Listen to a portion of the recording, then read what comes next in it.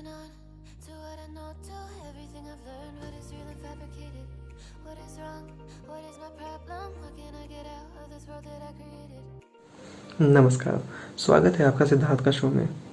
साल 2020 अभी ख़त्म हुआ, मतलब पूरी इंसानियत के लिए सबसे बुरा साल जो रहा है अभी तक वो 2020 ऐसा लगा लोगों को। तो उन्हें लगा कि शायद 2021 में कुछ अच्छा होगा, पर साल की शुरुआत हुई है, अभी दूसरा महीना चल रहा है, दूसरे महीने का एक ही हफ्ता बीता है और काफ़ी चीज़ें हम लोगों ने देख ली है। सबसे पहले हमने पूरे वर्ल्ड की जो ओल्डेस्ट डेमोक्रेसी है, सबसे पुरानी गणतंत्र प्रणाली जिस देश में है वो है America, United states of America. और वहाँ पर हमने एक प्रोटेस्ट होते देखा। एक तरह से प्रोटेस्ट नहीं था, वो तो धावा था। वहाँ की संसद पे लोग चढ़ गए। इसके बाद इंडिया वाले कहाँ पीछे रहने वाले थे, इन्होंने भी धावा किया। कुछ किसान प्रोटेस्ट कर रहे हैं सरकार के खिलाफ, क्योंकि सरकार ने कुछ कानून लाए हैं जो सरकार के हिसाब से कृषि में विकास लाएंगे, किसानों के लिए काफ़ी फ़ायदेमंद है, ऐसा सरकार का कहना है। पर किसानों का कहना है कि नहीं, ये तो हमारा नुकसान करने के लिए है और ये सिर्फ बड़े उद्योगपतियों को ही फ़ायदा पहुंचाएंगे, जैसे कि अंबानी और अडानी। इसलिए वो लोग प्रोटेस्ट कर रहे हैं। पिछले लगभग 3 महीने होने वाले हैं। तो इनका प्रोटेस्ट इस लेवल पर पहुंच गया कि 26 जनवरी को बहुत कुछ देखा दुनिया ने भी और इंडिया ने भी। 26 जनवरी जो कि हमारा गणतंत्र दिवस था, उस दिन कुछ लोग लाल किले पे चढ़ गए। लाल किले पे उन्होंने निशान साहिब को फहरा दिया, मतलब एक धर्म की निशानी को। लोग सबसे बड़ा खतरा बन गए हैं किसी के लिए भी, लोगों के लिए भी और इस प्रकृति के लिए भी। शायद प्रकृति इसी का ही हमें फल दे रही है। हुआ ऐसा है कि जो ग्लेशियर की पिघलने की रफ्तार थी वो 21वीं सदी में सबसे ज़्यादा हो गई है, और जबकि अभी तक 20 ही साल बीते हैं।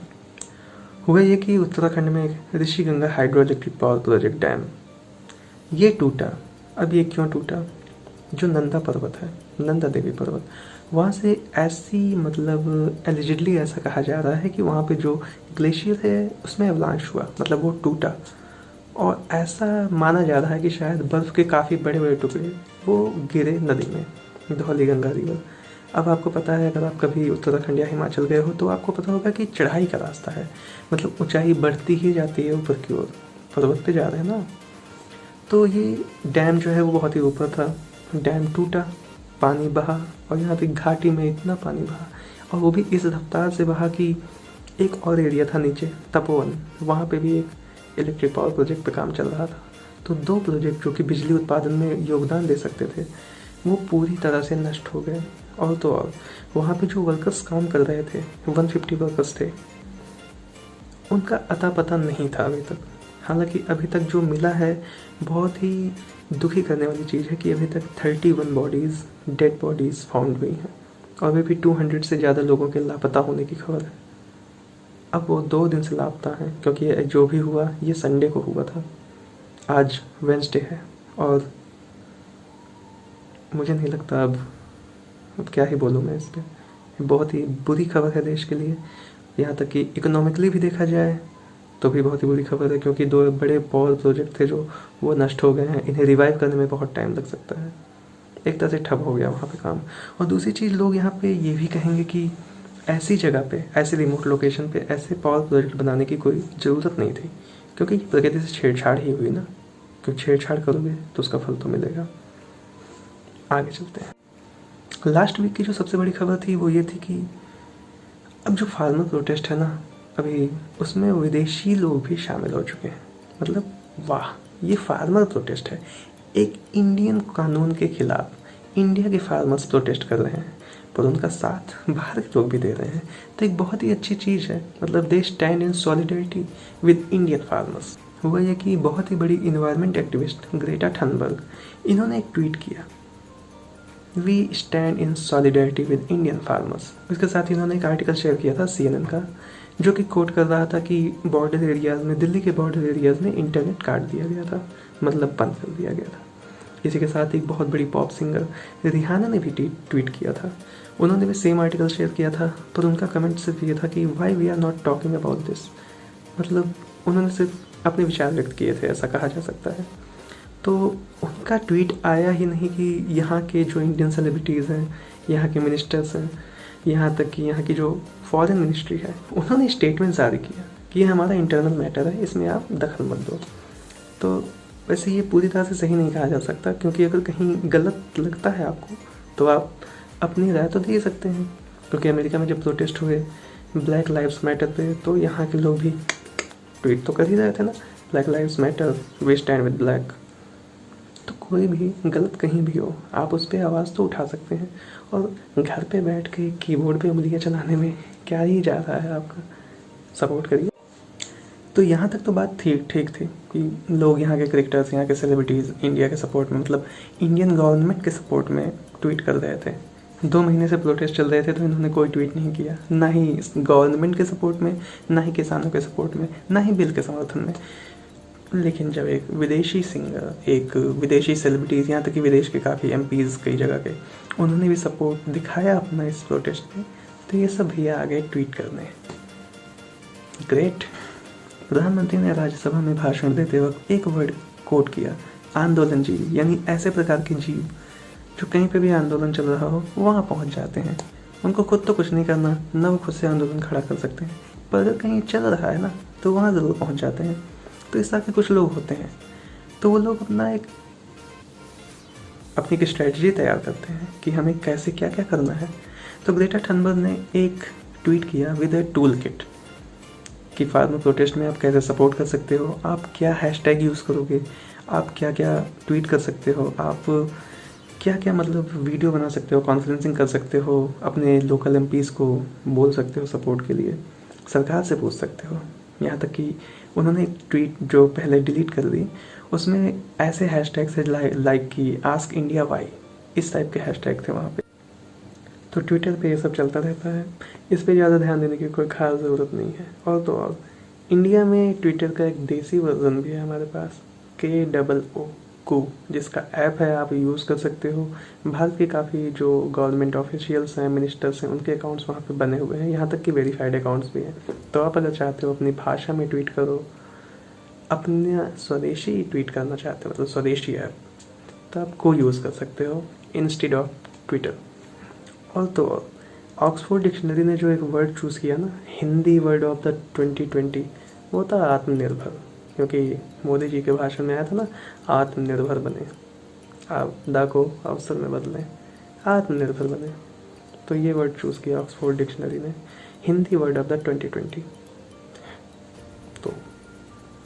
तो ट्विटर का तो अल्टरनेटिव है ही, इसके साथ ही व्हाट्सएप का अल्टरनेटिव भी मे भी जल्दी ही आपको मिल जाएगा, जो कि है GIMS, government instant messaging service, games, जिसको NIC ने डेवलप किया है। और ये अभी सरकारी अफसर ही यूज़ कर रहे हैं और कुछ मिनिस्टर्स भी यूज़ कर रहे हैं, अपने पर्सनल यूज़ के लिए भी और यहाँ तक कि प्रोफेशनल यूज़ के लिए भी। तो जल्दी ही में भी आपके पास भी ये होगा। तो आत्मनिर्भर बने। यहाँ पे एक बहुत अच्छी खबर है जो कि प्राइवेट सेक्टर के एम्प्लॉयज़ के लिए हो सकता है बहुत ही अच्छी लगे, यहाँ तक कि सरकारी सेक्टर के लिए भी, क्योंकि जो लेबर लॉज हैं उनमें हो सकता है अमेंडमेंट हो जाए और 4 डे का वर्क वीक अगर कंपनीज चाहें तो अडॉप्ट कर सकती हैं। हालांकि जो 5 डेज़ वर्किंग कंपनी है वो 5 डेज़ में नहीं, वो तो 6 और 7 डेज़ में काम कराती हैं। तो ये एक बहुत अच्छी चीज़ हो सकती है। हाँ, जो वर्किंग आवर्स हैं वो बढ़ जाएंगे आपके, जो 12 आवर्स हो सकते हैं, क्योंकि 48 आवर्स का पर वीक एक लिमिट रखी जाएगी। हालांकि अगर आप अपना हिसाब लगाएं, जो आजकल वर्क फ्रॉम होम कर रहे हैं आप लोग, आप अपना हिसाब लगाइएगा आप लोग कितने दिन काम करते हो एक वीक में, और क्या आपकी कंपनी जो 5 डे वर्किंग कहती है, क्या वो 5 डे वर्क करा रही है या फिर, ये आप बताइएगा, कमेंट सेक्शन में लिख के बताइएगा ये चीज़ मुझे। एक न्यूज़ ये भी है कि LIC का जो IPO आने वाला है उसमें जो 10% शेयर होंगे वो LIC के पॉलिसी होल्डर्स के लिए रिजर्व्ड होंगे, यानी कोटे में होंगे। तो एक अच्छी चीज़ है।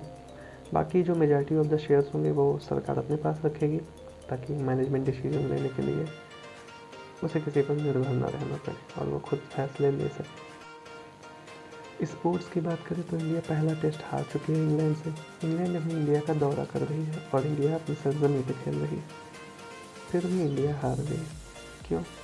क्योंकि इंडिया के जो रूट हैं उन्होंने बहुत ही बेहतरीन पारी खेली। पहली से इनिंग में डबल सेंचुरी लगाई और अपने 100 टेस्ट में डबल सेंचुरी लगाने वाले वो पहले बल्लेबाज भी बने।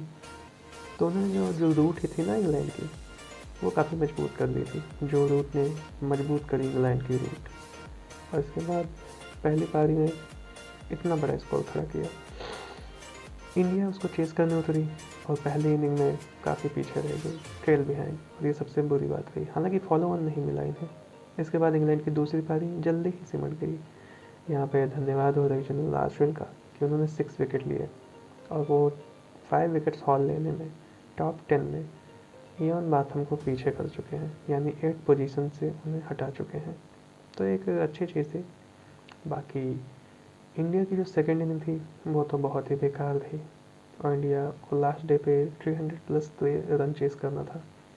तो लोगों को लगा कि शायद ऑस्ट्रेलिया वाला चैप्टर यहाँ से हमें दिखे, या तो ड्रॉ या तो इंडिया जीतेगी। पर यहाँ पे इंडियन बल्लेबाज ने काफ़ी निराश किया। ऋषभ पंत से काफ़ी उम्मीदें थी यहाँ पे, यहाँ तक कि जो रूट ने भी कहा कि उन्होंने जो पारी इसीलिए डिक्लेयर नहीं करी थी अपनी इतनी जल्दी, क्योंकि उन्हें लगा था कि ऋषभ पंत स्कोर कर सकते हैं और हो सकता है इंग्लैंड मैच हार जाती, इसलिए उन्होंने पारी डिक्लेयर नहीं करी। पर ऋषभ पंत ने यहाँ थोड़ा निराश किया। यहाँ तक कि अजिंक्य रहाणे, जिन्होंने अपने बल्लेबाजी और अपनी कप्तानी से ऑस्ट्रेलिया में इतनी बड़ी सीरीज विन कराई थी, वो यहाँ पे बहुत ही मतलब बुरा प्रदर्शन कहूँगा मैं उनका। अजिंक्य रहाणे का बहुत ही बुरा प्रदर्शन हुआ यहाँ पर कोई नहीं, हार जीत तो लगी रहती है, हमारी टीम है, हम तो सपोर्ट करेंगे इसको। दिल्ली के सीएम अरविंद केजरीवाल हैं, उनकी बेटी हर्षिता केजरीवाल है। उन्होंने एक पुराना सोफ़ा बेचने की सोची और उन्होंने OLX पे ऐड डाला। किसी ने उनसे कांटेक्ट किया खरीदने के लिए, तो बीच में डील हुई उनकी।